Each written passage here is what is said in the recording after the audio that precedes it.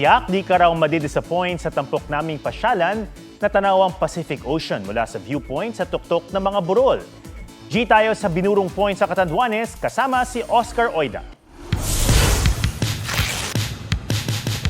The hills are alive! Aba, baka mapakanta ka rin sa ganda ng isa sa mga dinarayong destinasyon sa Baras, Catanduanes. Tsak daw na hindi ka mabuburyong sa binurong point.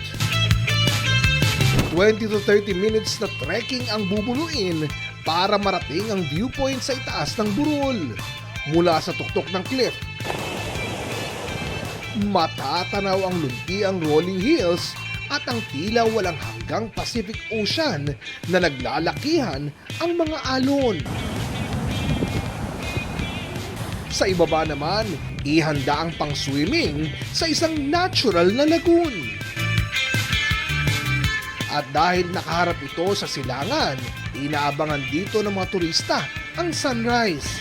Sa halagang 40 pesos na entrance fee, mai-enjoy mo na ang lahat ng ito. Basta take nothing but pictures and leave nothing but footprints para mapanatili ang angking ganda nito. Kung may basura silang dala, ipakibigay sa amin na tour guide para ma-maintain namin yung kalinisan ng Binurong Point. Oscar Oida, nagbabalita para sa GMA Integrated News. Huwag magpahuli sa mga balitang dapat niyong malaman. Mag-subscribe na sa GMA Integrated News sa YouTube.